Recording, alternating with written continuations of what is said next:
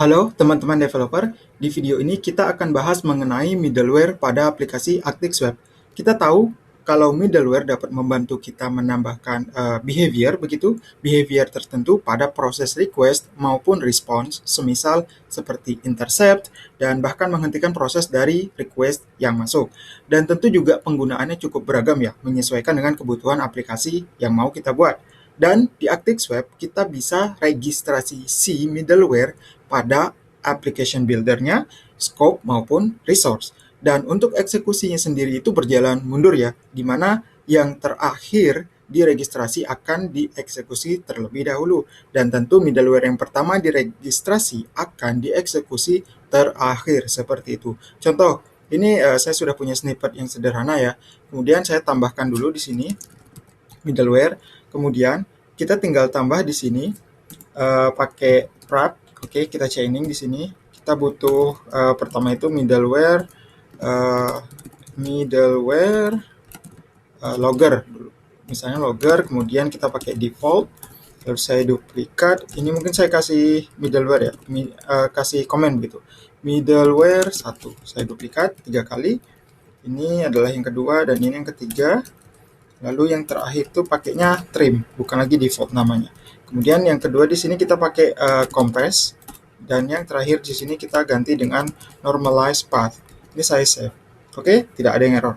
Nah, di sini urutan eksekusi middleware yang terjadi adalah dimulai dari yang paling bawah, yang dari normalize path, di mana di sini kita gunakan untuk menghapus trailing slashes. Oke, dan kemudian dilanjutkan dengan compress. Di sini kita pakai untuk mengkompres response body. Dan yang terakhir adalah logger. Nah, di sini kita untuk mendapatkan log aplikasi kita. Jadi kalau saya coba buka terminal, di sini. Kemudian saya coba buka HTTP client, saya coba akses, maka kita akan dapatkan lebih kurang ya sama aja sih seperti ini begitu ya. Tapi nanti teman-teman bisa langsung coba cek ya dokumentasinya terkait dengan implementasi modul middleware ini. Itu ada banyak kok kegunaannya. Dan terkait dengan middleware ini tuh sebenarnya dia adalah sebuah tipe ya, yang mana mengimplement service trade dan juga transform trade. Nanti teman-teman juga bisa langsung cek definisi detailnya di dokumentasi. Dan misalkan nih, teman-teman mau buat middleware yang simple, jadi nggak perlu pakai modul default, tapi cukup simple aja gitu. Teman-teman mau bikin middleware untuk aplikasi teman-teman yang simple aja sebenarnya gitu. Saya cuma mau gini, saya cuma mau gitu misalnya gitu. Teman-teman itu bisa pakai yang namanya wrap fn. Jadi bukan lagi wrap tapi pakainya wrap fn yang ini. Oke. Di sini dia itu adalah closure. Jadi teman-teman tinggal buat di sini misal saya pakai request dan SRV service begitu. Dan di dalamnya oh ya, sebelum ini bisa berfungsi, teman-teman silahkan install yang namanya itu use features util. Jadi silahkan install cargo add feature util. Oke, features util. Kemudian di sini kita butuh feature dan juga feature ex. Oke, dan yang terakhir juga tambahkan di sini itu dev service di sini. Oke, agar yang wrap fn ini bisa berfungsi. Kemudian misal di dalam sini kita tambahkan print line. Begitu misalnya hi from start, misalnya begini. You request sini placeholder-nya langsung kita ambil request path-nya begini. Oke, kemudian tinggal kita panggil si SRV call ini. Kemudian kita ambil request dan kita map. Kita map di sini, closure lagi. Di sini res. Oke, kemudian kita kasih print line lagi. Di sini pesannya hi from response. Oke, kita return response-nya. Kemudian ini saya save. Oh, ini adalah res. Nah, seperti ini. Oke, jadi ini contoh yang sangat sederhana kalau teman-teman mau buat middleware yang simple aja begitu contohnya. Jadi di sini teman-teman bisa pakai ini.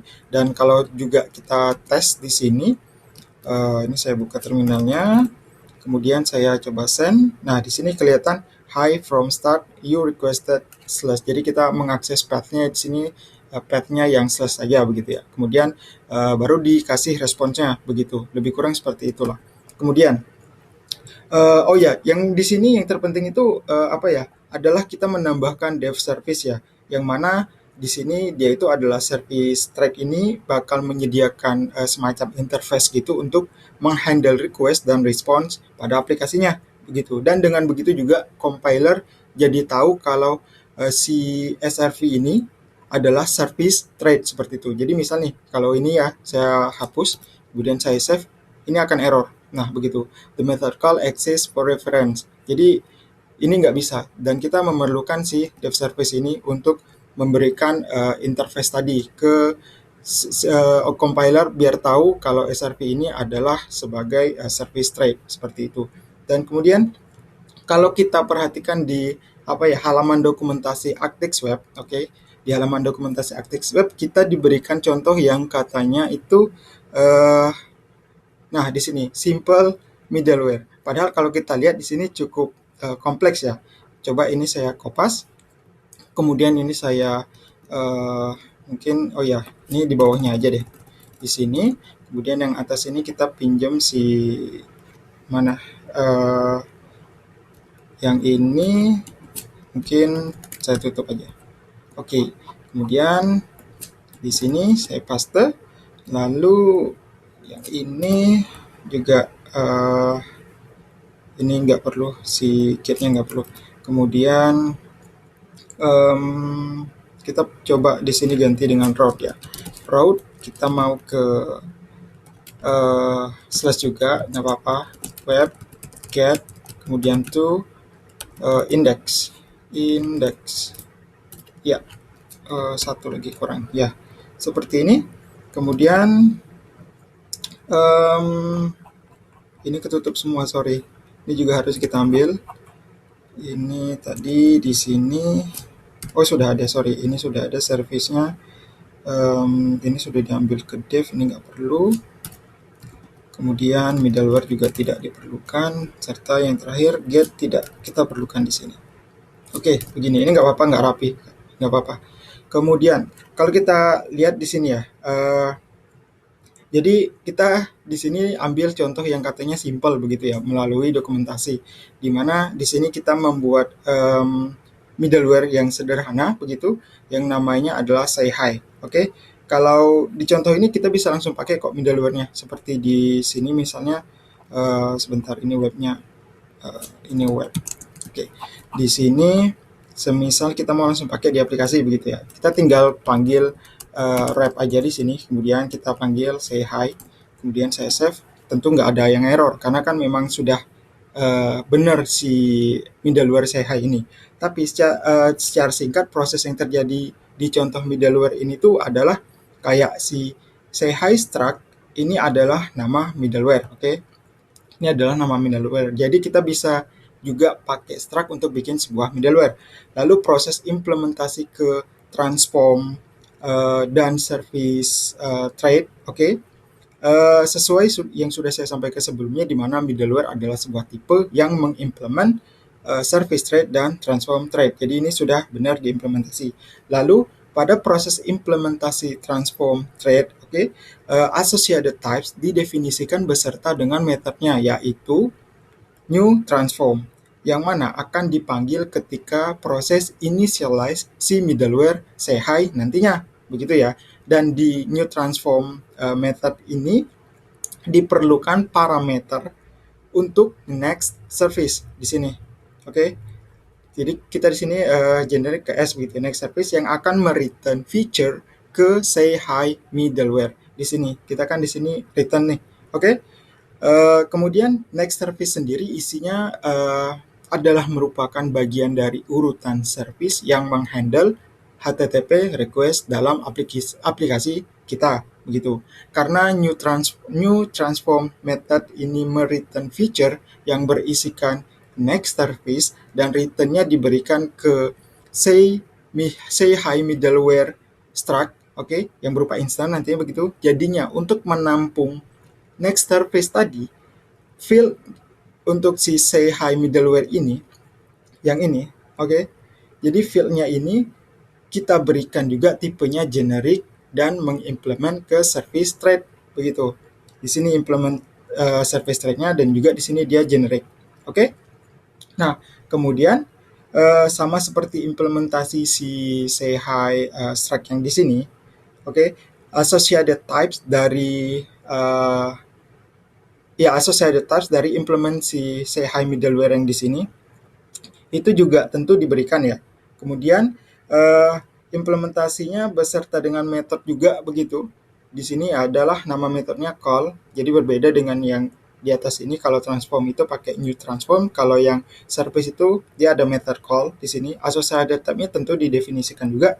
Nah, call method ini itu dipanggil pada setiap pada setiap request yang masuk, dan juga service request pada parameternya ini tuh merepresentasikan requestnya itu sendiri begitu.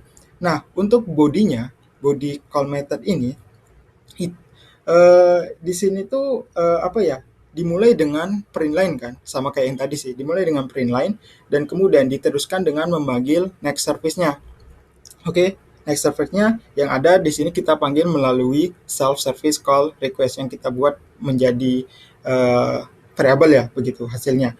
Kemudian self service yang call request ini tuh dia mereturn feature yang di-resolve ke service response object, oke, yang di-generate oleh si next service yang tadi itu, gitu loh. Kalau teman-teman perhatikan juga di sini kita ada pakai itu, di sini ada forward ready, oke, di sini ada forward ready yang mana berupa makro begitu ya. Ini digunakan untuk secara otomatis itu bisa mengimplement yang namanya ready method untuk si say hi middleware ini begitu. Jadi ready method ini tuh diperlukan oleh si transform thread untuk mengecek apakah middleware sudah siap untuk memproses request seperti itu. Karena kan di sini kita say hi middleware, kita berikan ke new transform ini ya. Nanti kan di sini kita dapatkan instannya begitu. Makanya di sini implementasinya harus menyesuaikan juga seperti itu. Dan misalnya kalau ini saya hapus, tentu dia akan error begitu. Jadi tidak semua thread itemsnya diimplementasikan, sehingga kita pakai aja di sini makro forward ready. Dan teman-teman bisa aja cek nanti ya forward ready makro ini seperti apa definisinya, biar lebih detail juga seperti itulah kira-kira. Jadi lebih kurang seperti ini proses yang terjadi dari contoh middleware yang sederhana ini, menyesuaikan dengan apa yang disampaikan di sini. Dan ketika kita gunakan pada aplikasi, yang terjadi hanyalah menampilkan teks saja ya di sini. Kalau saya coba buka di sini terminalnya, lalu saya coba tes akses juga, ini masih sama slash, ya masih sama slash. Nah, di sini hanya ya sama seperti tadi, menampilkan pesan yang sama seperti sebelumnya, tapi caranya yang berbeda seperti itu. Di sini kan muncul hi from start, oke, you requested, kita ambil path-nya, kemudian barulah kita berikan responnya di sini. Begitu, oke. Saya rasa demikian dulu untuk video ini mengenai middleware dan beberapa contohnya.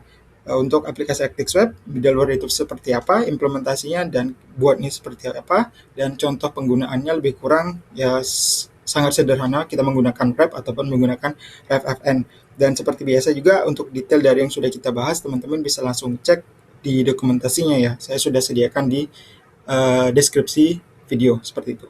Saya rasa sekian dan terima kasih, sampai ketemu lagi di video selanjutnya.